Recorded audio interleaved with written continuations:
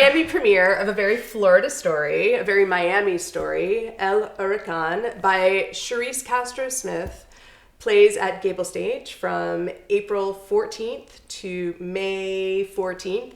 I'm privileged to be sitting here with playwright, screenwriter, actress, and Miami, I hate to use the Miami native. Miami creation. Miami creation, Charise Castro Smith. Yeah.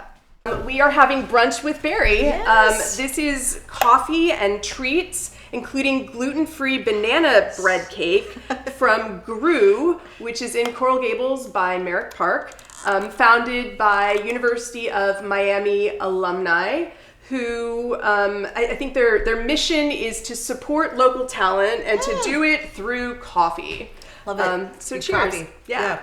I haven't tried it yet. Is it good? It's good. It is good. Mm-hmm. Very smooth. So Charise. Yes. We only met in person last night. It's true. I feel like I know you though. Yeah. Because we've had this play in the works for almost 2 years now. It's so crazy. And it's finally happening. It's finally happening.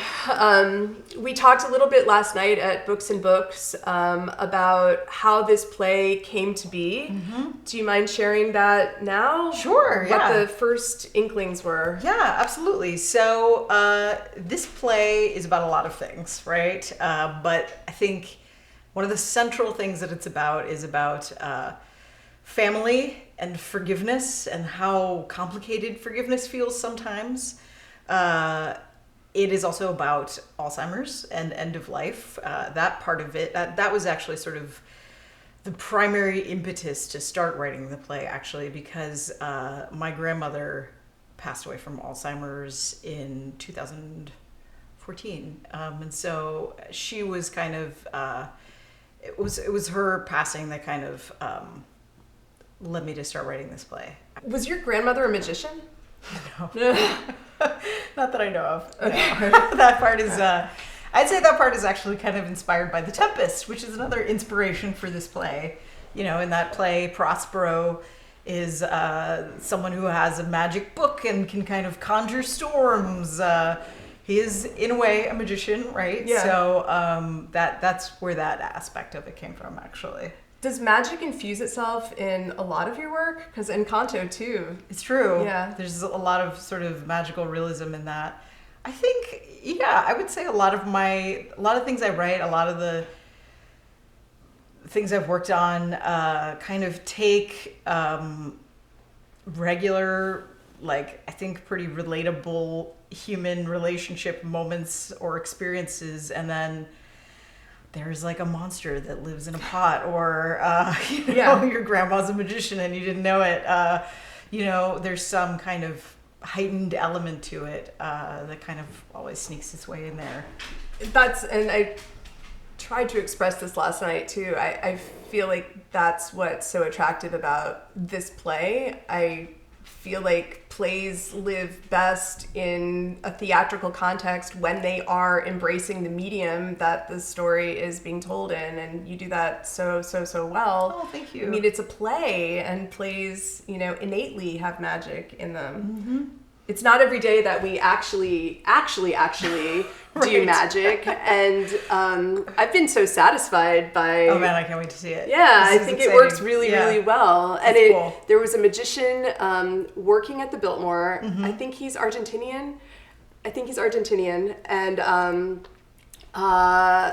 so I just I snapped a picture of his poster one day. Mm-hmm. He was doing regular shows on Thursday nights at the Biltmore. Yeah, and now he's very much connected to the theater company. That's really now. Cool. I know. And so was that the production? So you said Paula Vogel was your what? Yes, mentor. I had written this play right before I started grad school, called Estrella Cruz, the Junkyard Queen, and it's And did you just start writing? Was that the first? What made you? What was the impetus to start writing? So I had this really crazy dream on New Year's Day, 2007. And it was so vivid and intense that I was like, I gotta do something with this. So I wrote a play that was kind of based on that dream. And then it was the first play that I ever produced, and I acted in it. And that was the play that Paula saw and kind of tapped me on the shoulder and was like, you should take yourself seriously. Wow. And everything, you had not written a play before that? I wrote a play in high school. At New World? Yes, at New World. Like I wrote, they had like a new play festival. I wrote like a 10-minute play for that. Uh-huh. And I had written like a one person show in college, but I never written like a full length, like actual sort of like multiple people talking to each other play before that. So after we talked last night, I texted Barbara Stein and I was like, Charise talked about how much Actors Playhouse meant to her in her, growing up. So do you mind sharing that? So you grew up in Kendall or? No, I grew up in like the Roads. So this is how much my parents love me. Wow, they schlepped you. Yes. So I auditioned for, I think it was like, they did like the Pied Piper. I was maybe in 4th grade or something like that. And that was like the first play I was ever in there. And then did children's theater there. I was like in a production of Evita on the main stage, like as a kid. They had like a children's choir. Yeah. And that was very exciting because I got to like hang out with a bunch of like adult actors. Yeah. Learned a lot of things at an early age. But it was great. I mean, I was at Actors Playhouse like so much, like from elementary school and middle school. Yeah. And so by the time high school rolled around, you knew, and your parents knew, that you were going to be arts focused and performing. Yeah. I mean, that was my main thing. I went to New World in the musical theater department and like was very focused on that. And then through kind of like, I guess like my mid to late 20s, I was still primarily an actor. Yeah. And doing a lot of musicals all through? I didn't do musicals like professionally. I did them in college and stuff. But yeah.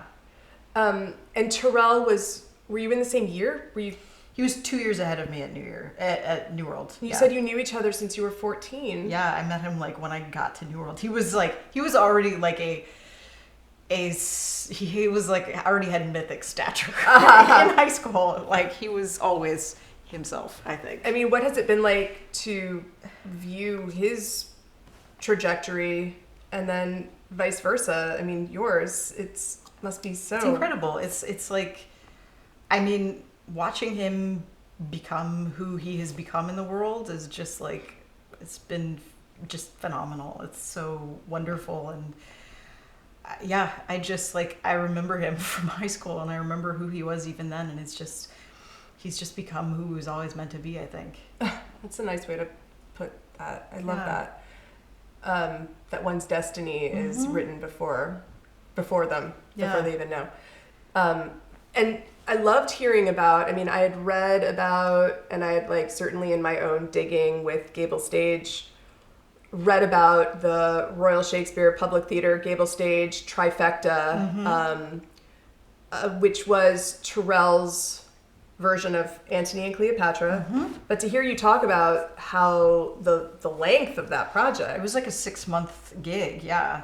Can you tell us more about it? I mean, it was amazing. It was like the coolest production to be part of ever. Half the cast was American and half was British. And we rehearsed and lived in London for 6 weeks of it. Which that in itself was amazing. And I actually like was working on El Huracán when I was doing that. Like I remember sitting in a bar in London and writing like a very initial scene of this play. Wow. Yeah. That's incredible. Yeah. Like what it would become. It was like very, very early. But and then it was really cool to come to Miami and get to do that here. That was like actually kind of the longest I had been back and lived here since I had left for college, and I was like living in my dad's house. And GableStage, and that production was happening at the Colony Theater, is that right? Yeah. And then you went to New York. Then we were in New York at the Public, yes. So it was full circle. I mean, I still am close to lots of people from that cast. Sarah Niles, who's now like Emmy nominated from Ted Lasso was in that, and Wow. Joaquina Kulangango, who won a Tony Award just Wow. recently, was Cleopatra. Amazing. Yeah, so it was not a shabby little show there. Wow. Well, it's cool that GableStage was Yes. a part of that too. Yeah. Kind of punching above its size, certainly. I loved also hearing about GableStage from your eyes as a young theater maker. Yeah. What was it like coming to GableStage? Were you coming like on a school bus, like to see student matinees, or why GableStage? Like, how did it even come into your? Why were you seeing shows at? I mean, I think in high school I was trying to get my hands on every possible bit of theater that I could. And I remember, I think I came with my mom. Like, I think my mom brought me to see stuff. So, yeah. And it always felt very fancy that it was at the Biltmore. Yeah, I know. It does, for better or worse, Yeah. you know? Yeah. Yeah. It's because I want to make sure that students and Yes. people who maybe otherwise wouldn't be coming to the Biltmore feel like the theater is for Welcoming. them also. Yeah. Yeah. And so much of the work is provocative, certainly, and daring, I hope. That it's youthful in its way, you know? Yeah. Yeah. But yes, the Biltmore is, a figure unto itself. Right. And certainly is theatrical, right? It is. I mean, gosh, what the history of that place? It was a hotel, and then it was a hospital, right? Yeah, And it went back to being a exactly. hotel. Like, it's just there's a lot of history there. Yeah, we did a event 2 weeks ago, our hurricane party that your mom was at, in the Al Capone suite on the very top. Oh, And there's cool. a bullet hole Oh wow! in the fireplace mantle from where Al Capone's bodyguard was shot, and it's on the 13th floor. Wow. Yeah, it says 13 in the elevator. Oh my goodness! I know. Wow. I asked you last night, and I wonder if you'd share now how what role Miami plays in your life. Like, how has this city in particular made you? I mean, it has so wholly impacted my thinking as a storyteller. I just feel like this is a place where things happen that you just can't make up. Yeah. You know, like in a way that's different from other parts of the country. And very special and magical, and it's just a melding pot of different cultures and perspectives, and it's a place where there's mythic storms too, and that's something that's a part of this play. The first act of the play takes place right before and during Hurricane Andrew, which I was 9 when that happened, and weirdly my family was on vacation in Canada when it hit, but I just remember coming, in some ways it was like weirder to just come back, land in an airplane, and just drive home and see just things flattened. My grandparents' house, they lived on a canal in Coconut Grove. There was literally 3 feet of water in their living room for like weeks because they had like a sunken living room. Yeah. I mean, their house was just destroyed. And just feeling that crazy power of nature was definitely something that like made its way into my storytelling, I think. When we came home last night, it rained like crazy. Since we got here, it's yeah. pouring. I think it's good. I think it's a good sign. My little California daughter has been like pointing out all the canals, and she's like, Oh yeah? there's so much water everywhere. Ha! How funny. We just had a very rainy winter in Los Angeles. I know you did. Rainy by Los Angeles standards, meaning now there's like 3 feet of water in the LA River, but it's nothing compared to here. So. No, but I just hope that will mean that the fire season will be a lot less intense. That's what the hope is, Yeah. This is Charise Castro Smith, who is the playwright extraordinaire of our upcoming production called El Huracán. Charise is a New World School of the Arts grad. I like when Damaso says born and made in Miami. Does that resonate at all? It is does, okay. yes. Charise also is a screenwriter and actress, and known most recently from Encanto. I thought it was so interesting what you were saying yesterday of how long that process took, It's a very long process. but also how most of it was done over Zoom. About half, yes. So we started. I started working on it in the fall of 2018, and we had like about a year and a half of just development, like working on the script and getting notes. And you were living in Brooklyn. I was living in Brooklyn, yes. Sort of commuting back and forth to LA like 1 week a month, which was very interesting with a 6-month-old baby. Yeah, I will say.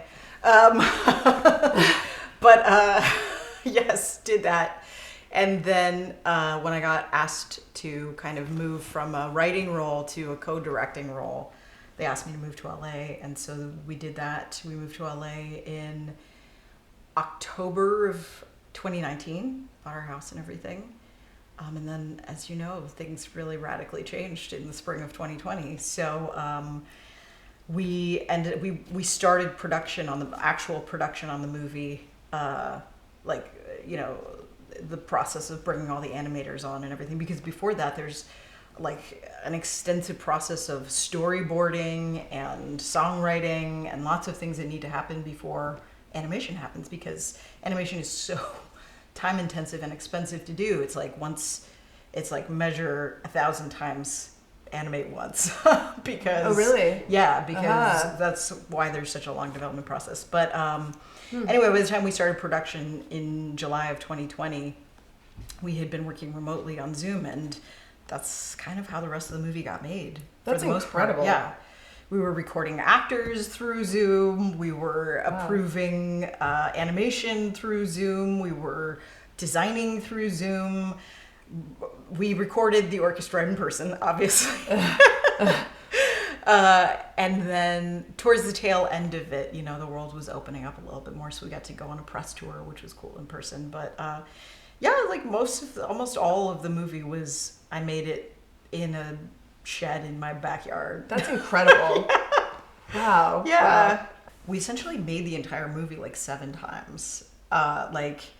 We would write the script. Jared and my co-writer and I would write the script, hand it to the storyboard artists. They would storyboard it out, and to a level of animation that like kind of looks akin to like Steamboat Willie. So you can actually see how the movie will kind of, there's no color, but it's like pencil drawings and stuff.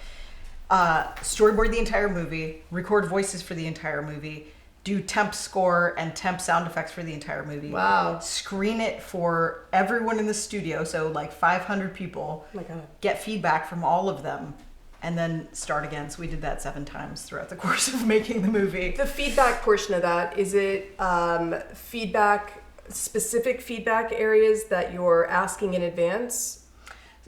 Some yes, some no. Some of it we're asking like, is this clear? Is this clear? But we also just open up the floor to say, okay, what are people connecting with? What are they not connecting with? Just kind of get people's take on things. Yeah. I know that playwriting can be a solitary endeavor. Yeah. But TV writing, and I guess, I don't know, is TV writing very, very different than film writing? But I know that TV writing is, you're in a group. Yes. So yeah. how do you, is that really hard to go from solitary writing to a team?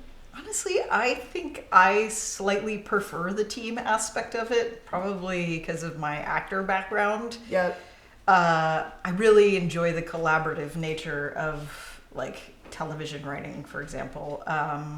Because that is different. Once a show is in production, there's a room of writers. It can be anywhere from 4 to 12, and you're all sitting around. It used to be a table, now it's generally on Zoom, and pitching ideas and trying to figure out the story together and breaking it together. So yeah, it is very different. And there's a hierarchy in that room? Mm-hmm. Yeah, there's a showrunner, who's a person who's responsible for everything, basically the executive producer of the entire show, who has the final say on casting and scripts and is the person that everybody answers to. And then there's different kind of levels of writers, within the Writers Guild. El Huracán is in English, and as you said yesterday, it premiered in 2018 at Yale. for an audience that wasn't necessarily a Hispanic audience. And my mother-in-law, who is born and raised in Connecticut, came to see it and she loved it. She was not, and I feel like she would have told me the truth. So yeah, I mean, it's a mother-daughter story, Yeah. and it's a universal story. And the Spanish that you include in it is just as rich as the English, and you're able to weave both together in such a poetic fashion that, and as Damaso was saying, you also, theater is not just about words, it's about action. Yeah. Right? And so you also do a really incredible job of giving us other ways to understand the story visually, too. Yeah. Thanks. Yeah. Can you speak at all about why is it important to have a Latina TV writers brunch?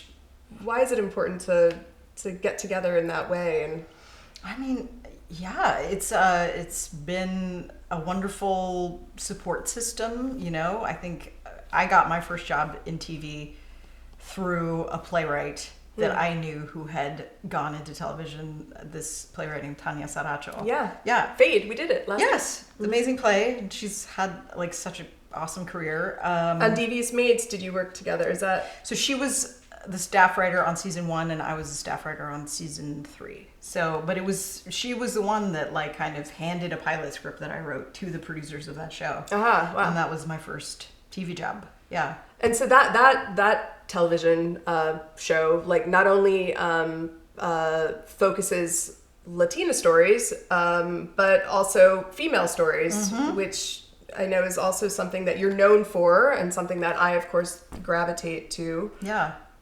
Do you focus on that? Is that a conscious decision that you make? I think yes. I for a lot of reasons. But when I had just come out of grad school, I was an actor in New York. I would always go in for these roles, particularly in TV, that was drug dealer's girlfriend, or this person who dies in 5 seconds, and the roles for Latinas on TV were just very just not telling the richly lived stories that I knew from my own life, that I knew from friends' lives. So I kind of wanted to correct that. Yeah. Yeah. Did you feel like because Damaso has stories that are similar in that he was immediately, when he was acting, looked at as a Hispanic man or as white. And so therefore he wasn't being sent out on the Hispanic roles. Did you find that people got into their minds, oh, she's a Latina woman, so we're not going to send her out on other roles? It was I don't know. It was I think being an actor is really hard. Yeah, it is. Because people sort of pigeonhole you and want to see you in a certain way, but yeah, I hope we're breaking out of all of that. I'll do a little plug for something else that I was a part of. I had just filmed, John Leguizamo made this series that's about to air on MSNBC that's about Latinos in America. Yeah, I saw. Yes, so there is an episode about the entertainment industry that I'm in. Oh, good.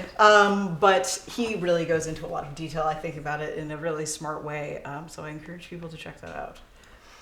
And I hope you'll also check out El Huracán, which also centers its storytelling on multidimensional female, Latina, Latinx, Hispanic characters that are all really full. And I love that each one of them has their own relationship with the language, has their own relationship with Cuba. You really get every aspect of one's journey. Yeah, it's an interesting facet of growing up in an immigrant family because everybody has a different relationship to the place of origin, right?